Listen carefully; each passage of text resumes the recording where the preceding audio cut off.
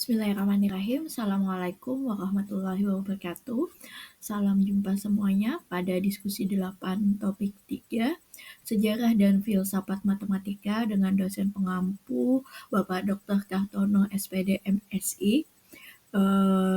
Pada kesempatan kali ini saya Pujasari Purnama dengan NIM 501292931 mendapat tugas topik 3 yaitu konsep matematika yang dikaji oleh Archimedes. Jadi pertanyaan pada topik 3 yaitu konsep matematika apa saja yang dikaji oleh Archimedes. Langsung saja, latar belakang. Archimedes itu hidup pada tahun 287 sampai dengan 212 sebelum Masehi. Beliau adalah matematikawan dan ilmuwan Yunani dari Syracuse dan beliau merupakan anak dari astronom Phidias dan lahir di Syracuse tadi. Beliau hidup itu 1 atau 2 generasi setelah Euclid dan sejaman dengan Eratosthenes seperti itu. Beliau termasuk tokoh utama dalam matematika Alexandria, mengembangkan teori geometri, matematika, konsep awal, dan kalkulus. Dan pemikirannya itu menjadi dasar penting dalam perkembangan sains dan matematika modern. Seperti itu. Kemudian ada beberapa konsep-konsep yang Archimedes kemukakan yang akhirnya menjadi cikal bakal kalkulus ke depannya ataupun mekanika maupun geometri, yaitu konsep yang pertama yaitu metode Eckhuizen. Ini adalah cikal bakal kalkulus. Jadi Archimedes mengembangkan metode ini untuk menghitung luas dan volume benda kurva dan mendekati bentuk tersebut. Jadi Archimedes itu menggunakan metode ini dengan metode Eckhuizen ini adalah untuk menghitung volume benda kurva dengan mendekati bentuknya, yaitu menggunakan poligon atau prisma beraturan yang semakin halus. Ini merupakan dasar kalkulus integral modern. Contohnya adalah menghitung luas lingkaran dengan mendekati menggunakan poligon beraturan. Itu berada pada buku Measurement of a Circle. Kemudian ada juga menghitung volume bola dengan membagi menjadi irisan tipis atau on the sphere dan silinder. Jadi ada dalam 2 buku Archimedes, baik dalam Measurement of Circle maupun dalam on the sphere and silinder, seperti itu. Jadi metode Eckhuizen atau pengerucutan ini adalah metode yang sangat terkenal, di mana dengan metode ini kita bisa menghitung kurva yang menghitung luas dan volume dari benda kurva. Jadi ini berkaitan juga dengan integral yang mana volume benda putar, seperti itu.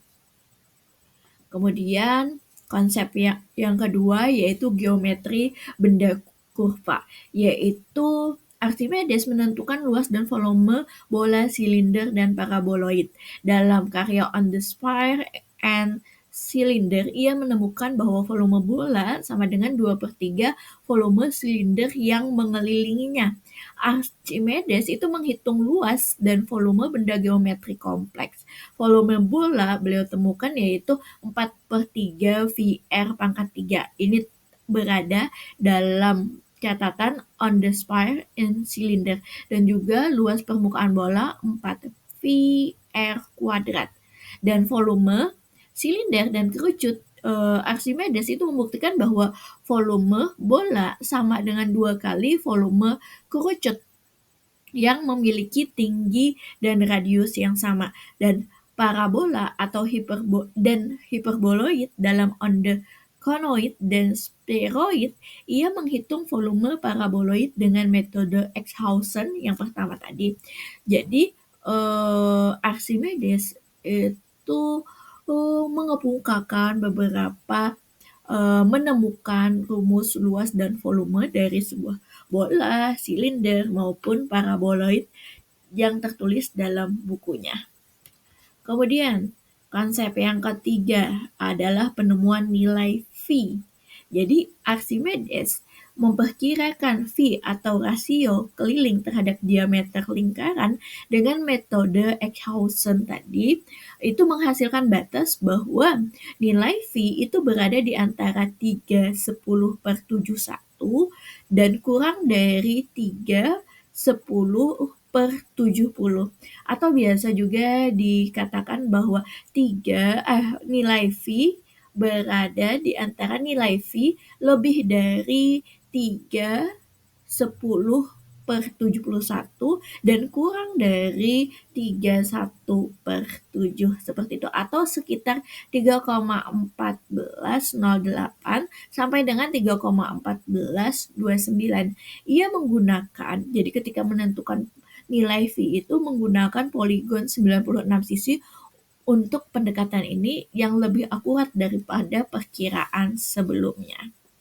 Kemudian, konsep yang keempat yaitu spiral Archimedes.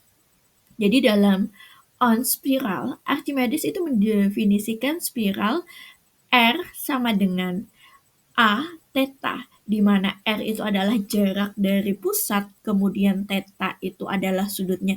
Ia menghitung bahwa panjang busur, luas sektor, dan tangan spiral itu menunjukkan aplikasi geometri analitik awal. Jadi Archimedes itu yang nantinya akan berkembang pada geometri analisis selanjutnya. Kemudian konsep yang kelima yaitu sifat Archimedes. Ada juga yang mengatakan bahwa bilangan Archimedes atau aksioma Archimedes. Jadi Archimedes juga mengemukakan nih beberapa hal, yaitu terkait dengan Archimedes membuktikan bahwa untuk setiap bilangan real ada bilangan rasional yang mendekatinya seakurat mungkin. Ini terkait dengan kontinuitas dan dasar analisis real. Makanya di dalam analisis real nanti bakal ada yang namanya teorema atau aksioma dari Archimedes, atau bisa disebut juga dengan sifat Archimedes, meskipun belum formal seperti matematika modern. Jadi Archimedes mengungkapkan bahwa di setiap bilangan real ada bilangan rasional yang mendekatinya seakurat mungkin. Diibaratkan itu ketika ada suatu angka gitu, ada suatu nomor, maka akan ada angka lain yang mendekati nomor tersebut. Kemudian, yaitu konsep yang keenam, prinsip tuas dan keseimbangan. Ini memang berkaitan dengan fisika, akan tetapi dasar awalnya perhitungannya adalah menggunakan matematika. Jadi kelima konsep yang dikemukakan yang dikaji oleh konsep matematika apa aja yang 5 tadi, mulai dari metode Eckhousen, kemudian volume bangun kurva, kemudian habis itu ada yang namanya pendekatan V, terus yang keempat yaitu spiral Archimedes, yang kelima dan sifat atau bilangan Archimedes. Nah, yang keenam yaitu prinsip tuas dan keseimbangan. Ini memang erat kaitannya dengan yang namanya fisika atau IPA, akan tetapi ini juga berkaitan dasarnya dalam perhitungannya adalah matematika. Nah, dijelaskan dalam karyanya On the Equilibrium of Lengths, itu menguraikan hukum tuas dan titik berat benda. Dan ini menjadi dasar bagi fisika mekanika klasik. Jadi Archimedes itu menggabungkan matematika geometri dengan hukum-hukum alam, seperti itu. Kemudian, konsep prinsip hidrostatis dijelaskan dalam karya Unfolding Bodies. Hukum Archimedes, benda yang dicelupkan ke dalam cairan akan mengalami gaya ke atas sebesar berat cairan yang dipindahkan. Hukum ini sangat terkenal apalagi dalam pembelajaran IPA. Dan ceritanya ketika Archimedes menemukan hukum ini, prinsip hidrostatik ini, beliau sampai berteriak "Eureka, Eureka" seperti itu. Dan pernyataan ini berkaitan dengan ketika saat itu Raja Herun itu memberikan sebuah pertanyaan atau permasalahan kepada Aristoteles. Jadi ketika Aristoteles mencoba diceritakan dalam bahan ajar atau modul, itu dikatakan bahwa untuk menyelesaikan tersebut Archimedes mencoba berpikir. Kemudian beliau berendam dalam bak mandi dan saat mencelupkan badannya ke dalam air mandi itulah beliau akhirnya menyadari hukum ini. Jadi ini juga berdasarkan hukum konsep volume dan kepadatan. Dan ini menjadi dasar fisika fluida dan teknik perkapalan. Jadi apa yang ditemukan Archimedes itu sangat bermanfaat untuk selanjutnya. Bagaimana sih aplikasi dan kontribusi Archimedes? Yang pertama, beliau menerapkan matematika pada astronomi, mekanika, dan teknik. Walaupun banyak penemuan-penemuan beliau dalam segi mekanika, menyelesaikan masalah-masalah yang terjadi pada masa itu, baik itu pemindahan kapal, kemudian yang terkait tuas, seperti itu. Namun pada hakikatnya Archimedes lebih berfokus kepada pengkajian-pengkajian ilmu pengetahuan. Dan dikatakan di modul bahwa uh, walaupun bakat-bakat beliau itu banyak, di modul dikatakan bahwa Archimedes itu jauh lebih peduli terhadap studi-studi teoritis dibanding terhadap penemuan-penemuan yang berkaitan dengan kebutuhan praktis. Jadi Archimedes pada zaman itu terkenal menyelesaikan masalah-masalah yang ada dalam kehidupan seperti itu, dan menyebutnya itu sebagai hiburan-hiburan dari permainan geometri. Nah, di sini juga dalam The Life of Marcellus, kehidupan Marcellus, Plutarch itu mengatakan bahwa meskipun penemuan-penemuan ini telah memberikan refutasi yang lebih, artinya orang mengenal bahwa itu penemuan Archimedes lebih diterima manusia pada umumnya, dia tetap saja Archimedes itu tetap saja tidak meninggalkan karya tertulisnya apapun dari subjek ini, tetapi dengan memandang mekanika dan segala seni yang diarahkan kepadanya kepada guna dan keuntungan sebagai hina dan tidak terhormat. Jadi dia mengatakan bahwa ketika dia memanfaatkan sesuatu, menyelesaikan sesuatu, kemudian memanfaatkan hal itu adalah suatu hal yang hina dan tidak terhormat menurut beliau. Dan dia menempatkan semua ambisinya pada spekulasi-spekulasi yang keindahan dan kehalusan dipertinggi oleh sebarang sumbu dan kebutuhan-kebutuhan umum di dalam kehidupan. Artinya Archimedes mengatakan bahwa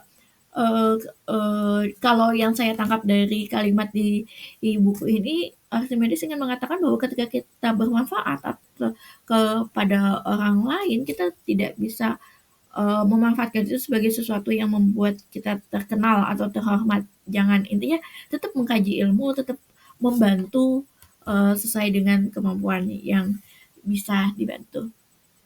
Kemudian, Archimedes juga menginspirasi perkembangan kalkulus modern oleh Newton dan Leibniz. Jadi, apa yang ditemukan oleh Archimedes, konsep-konsep yang sudah ditemukan akhirnya bahasanya disempurnakan oleh Newton dan Leibniz.